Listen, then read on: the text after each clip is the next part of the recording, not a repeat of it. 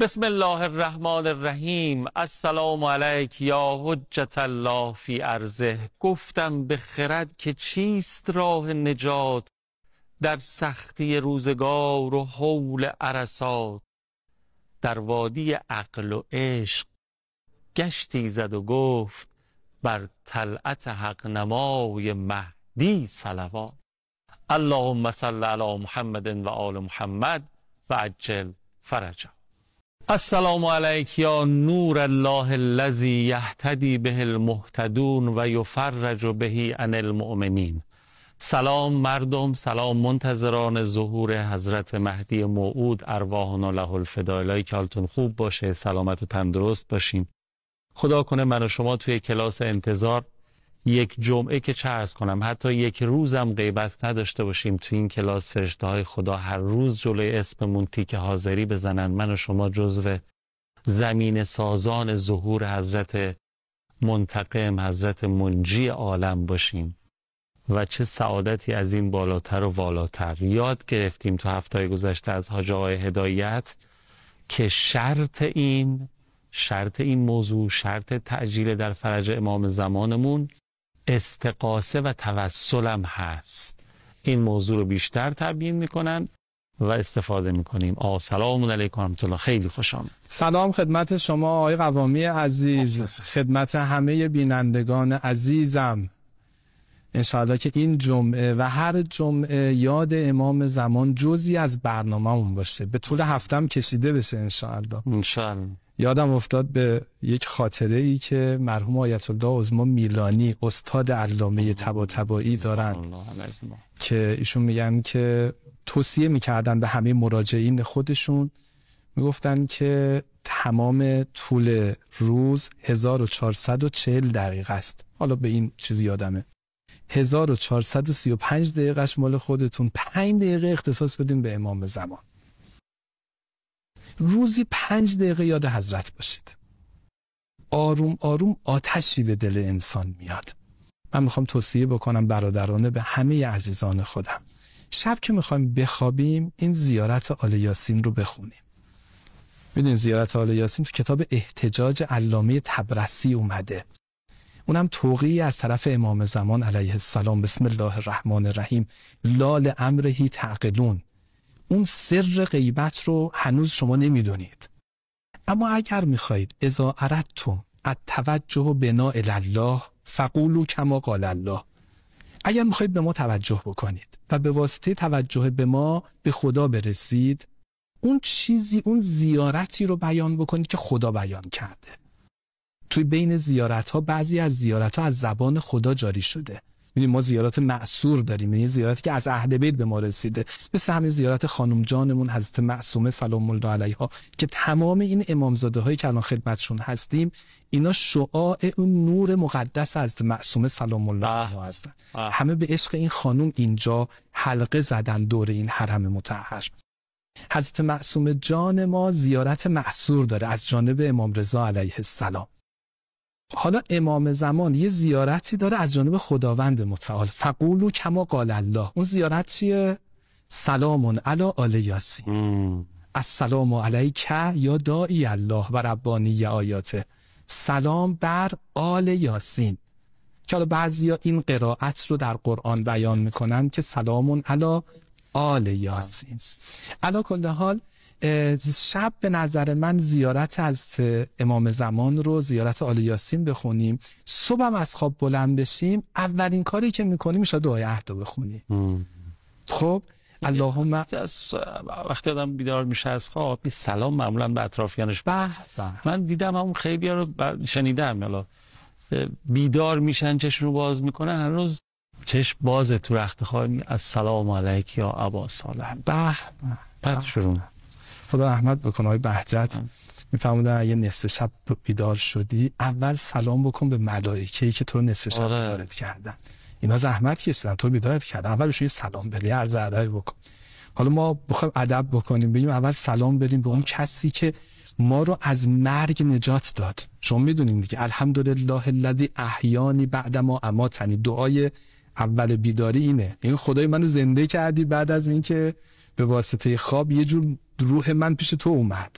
حالا این روح برگشت، برکت امام زمان برگشت. آره اصلا متوجه شد؟ آره سلام، صبح که خواب بیدار میشیم سلام به کسی بدیم که اگه اون نبود اصلا ما نبودیم. عالم مستر به ایشونه، اصلا روزی ما دست ایشونه و بعد بود ما بسته به بود ایشونه.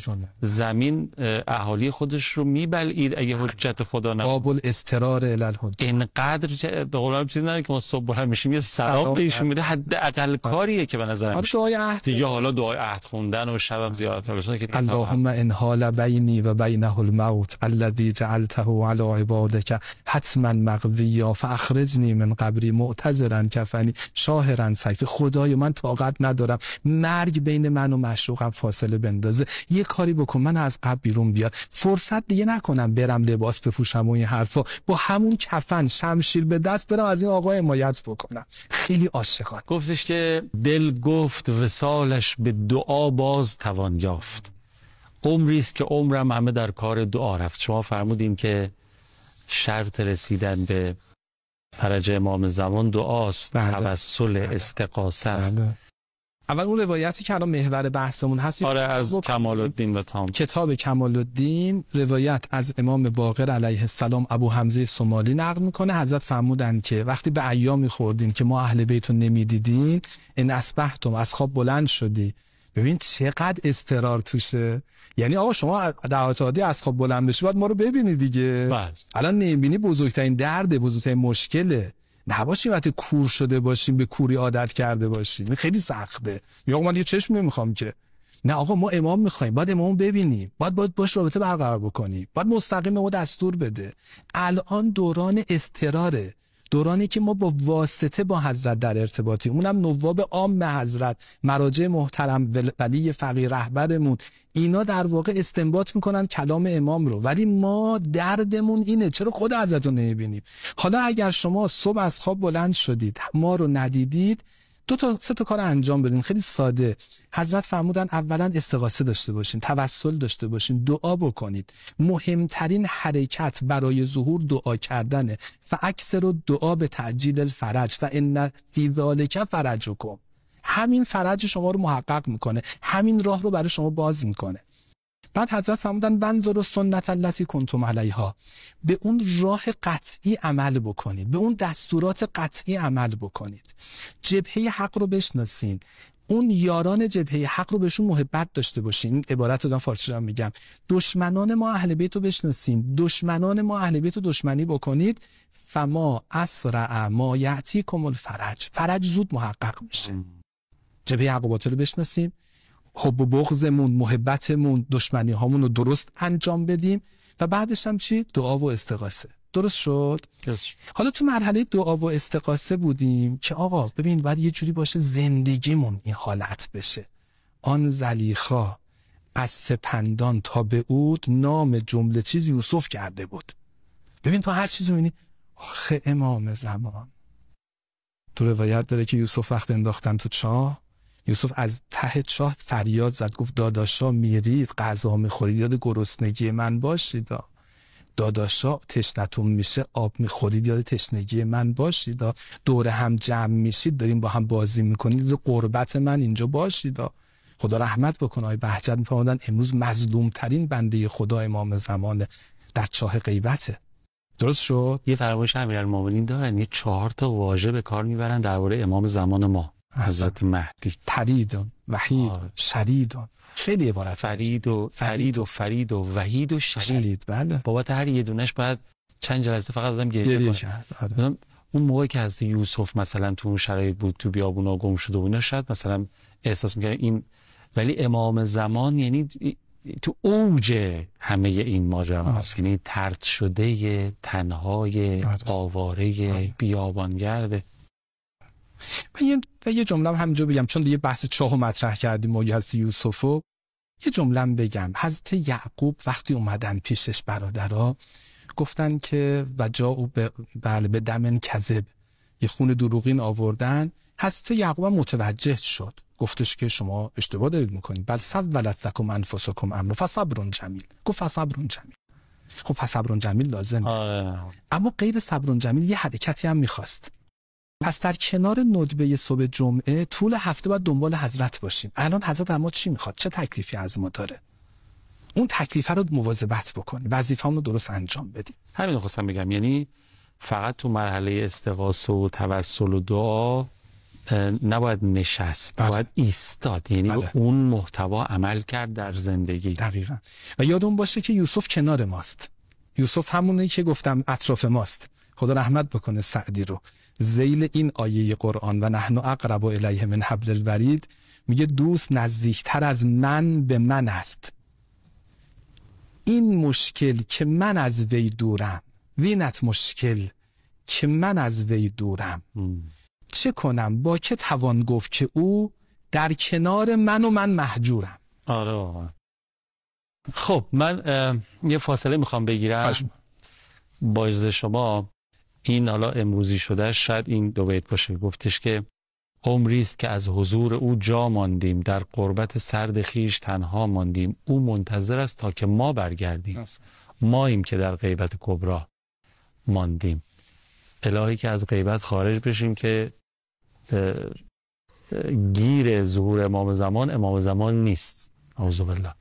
گیر ظهور امام زمان ماهای خدامونی، دنیامونه، زندگیامونه، چسبیدن به مال و زندگی ها و این هاست و انشاءالله هر گری هست باز بشه که به دست خودمونم باز باید بشه، به برکت دعا و توسل و عمل و حرکت و اینها. اللهم صل علی محمد و آل محمد و عجل فرجهم. بفرم. فرمودن افضل اعمال روز جمعه صلوات بر محمد و آل محمد است. اللهم صل علی محمد و آل محمد و عجل فرجهم. منم مثل شما سراپا گوشم تا استفاده بکنم از ادامه فرمایش تاج هدایت. گفتیم باید مضطر بشیم، اون نقطه اضطرارمون رو به دست بیاریم. اوقفنی علی مراکز اضطراری. در دعای عرفه امام حسین علیه السلام میفرماید خدایا اون نقطه دردمو بهم نشون بده، نباشه نقطه درد مریض باشم نفهمم. آقای قوامی دیدیم، من ببخشید مثالو میزنم و خدای نکرده آدم دچار مواد مخدر که میشه، مواد مخدر کارش اینه نیازهای انسان رو جابجا میکنه. ببین تو مثلا نیاز داری به سری مواد غذایی، پول تو برای مواد غذایی خرج بکنی، بعد اون مواد غذایی که نیازهای اصلی بدنت رو فراموش میکنی، میای یه گردی یه چیزی رو میخوری که بدنت ضرر میزنه. نیاز کاذب. درست. آفرین. بعد نیازهای اصلی تو فراموش میکنی. نیاز به خواب، دیگه فرد استراحت میکنه خوابش نمیبره. نیاز به همسر، به همسرش حاضر بدی بکنه برای اینکه بتونه اون به موادش برسه. بچه‌شو خدای نکرده کتک میزنه برای اینکه به موادش برسه. ببین نیازها رو جابجا میکنه. همه زندگیش میشه رسیدن به یه گردی که به شدت برای بدن مضره. چرا؟ چون الان مراکز نیازش رو گم کرده. تو نیازت به همسر، به فرزند، به یه زندگی سالم، به آرامش، همه چی رو خراب کردی. ببین نباشه یه مرتبه خدای نکرده نوع زندگی ما یه جوری بشه که نیازهای اصلیمون رو گم بکنیم. نیاز اصلی ما نیاز به امامه. نیاز اصلی ما اون دولت کریمه امام زمانه. نیاز اصلی ما اینه که بچه‌هامون بتونن امام زمان رو یاری بکنن. خانواده‌های سالمه، خانواده‌ای که توش بچه سالم تربیت بشه برای امام زمان. اینا نیازهای اصلی ماست. نیاز اصلی ما ویلای تو فلان جا و ماشین شاسی فلان و اینا نیست. اینا باشه خوبه، کمک میکنه برای اونجا، ولی نیاز اصلی ما نیست. نباشه یه ازدواج، یه خانواده به خاطر این چیزا خراب بشه. از این بگذرم، میخواستم این نکته رو بگم. چه چیزی ما رو به اون نیازهای اصلیمون واقف میکنه؟ این دعا هاست. در مجموعه بسته درخواستایی که اهل بیت به خدا عرضه میدارن. اون چیزای درستی که ما باید بخواهیم اینا رو به ما یاد نیاز داشته. ببین بعد از امام حسین علیه السلام امام سجاد اومد نیازهای اصلی مردم رو نشون داد. اینکه امام حسین علیه السلام فرمودن ملئت بطونکم من الحرام، شما صدای منو نمیشنوید. بابا نیاز اصلی شما این بود صدای منو بشنوید. نیاز اصلی شما این بود که من براتون حکومت بکنم. شهری که توش حسین حاکمه توش زندگی بکنید. اما شما نیاز اصلیتون رو بردین تو کجا؟ تو چیزای بیخود، تو وعده غلط عبیدالله، تو اون یه چند درهم و دیناری که عبیدالله به شما وعده داد اونجا نیازتون رفت، امامتون رو فراموش کردید. و جالبه که دشمنم کلا در تلاش و تکاپویی که برای ما نیازسازی بکنه. دقیقاً میخوام همینو بگم. دقیقاً این صحیفه سجادیه، این صحیفه فاطمیه که من اینقدر تو جلسات اینا رو دست میگیرم، برای اینکه عزیزان من نیازهای واقعیشون رو پیدا بکنن، آروم آروم حول محور برآورده شدن اون نیازها تلاش بکنن، غیر از دعا کردن تلاش هم بکنن. رهبر عزیزمون فرمودن تو این شرایط فعلی دعای 14 صحیفه سجادیه رو بخونید. ببین نوع درخواستا رو ببین. یا من لا یخفا علیه انباء المتظلمین، ای کسی که اون فضای مظلومین عالم از تو پنهان نیست، تو داری میبینی که چه ظلم‌هایی داره تو عالم میشه. ببین نیاز اساسی چیه؟ اینه که من درک بکنم الان اطرافم چه خبره، چه ظلمایی داره میشه، بعد توی اون ظلم‌ها برم با خدا صحبت بکنم. خدایا من یقین دارم، یا من قربت نصرته من المظلومین، نصرت تو با مظلومینه، و بعد عونه عن الظالمین، تو هیچ وقت به ظالمین کمک نمی‌کنی، منم از تو یاد میگیرم، منم هیچ وقت ظالمو تایید نمی‌کنم. ببین آروم آروم داره نیازها درست میشه. جبهه حقو بشناسیم، باطل رو بشناسیم، ظالم بشناسیم، مظلوم بشناسیم، به مظلوم کمک بکنیم. بالا رهبرمون هر جای عالم هستی یه کمک بکن به مظلومین غزه و لبنان و جبهه مقاومتی که الان داریم. خب منم به شما بگم شعار اصلی اسلام میدونید چیه؟ اینا چیه؟ اون نیازهای اصلی ماست. لا تظلمون ولا تظلمون. نه ظلم میکنند نه ظلم میپذیرند. خیلی مهمه. سکوت ما نسبت به ظالمین ظالم رو تربیت میکنه که بیشتر ظلم بکنه. اگر ما اینجوری تربیت میشدیم، خدا رحمت بکنه امام اول انقلاب این جملات رو فرمودن نه زیر بار ظلم میرویم، نه با ظالم آشتی میکنیم، نه با ظالم کنار میاییم، نه خودمان ظلم میکنیم. ما مواظبت میکنیم که همیشه تو مسیر حق حرکت بکنیم، با ظالم هم کنار نیاییم، به مظلومین هم کمک بکنیم، از همه مظلومین هم حمایت بکنیم. این شعار اسلامه.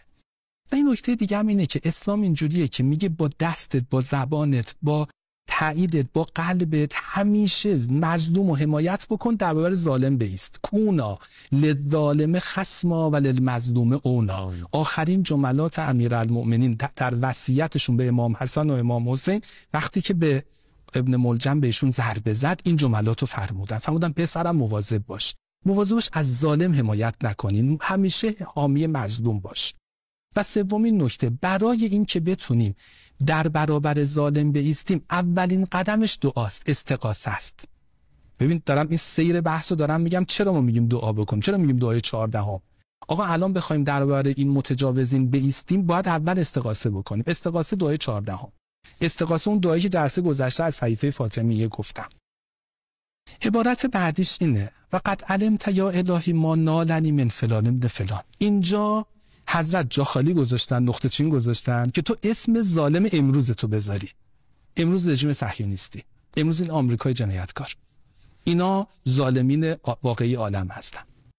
بعد میگه اللهم، ببین خیلی جالبه این دعای 14 7 صلوات داره 20 تا درخواست. ادب دعا اینه امام سجاد میخواد با خدا صحبت بکنه، پیامبر اکرم و اهل بیت واسطه میذاره. خدا به حق پیغمبر جواب منو بده، به حق امیرالمؤمنین فاطمه زهرا اللهم صل علی محمد و آل محمد. فرمول نزدیک کردن دعا به اجابت صلوات دقیقاً همینجوره. و خدا به اصطلاح داره که من هیچ وقت اون دعایی که مستجاب اول و آخرش وسطش رو بدون استجابت نمیذارم. صلوات اول و آخر. و خود ظالمی و عدوی ان ظلمی به قوته، خدا انتقام منو بگیر.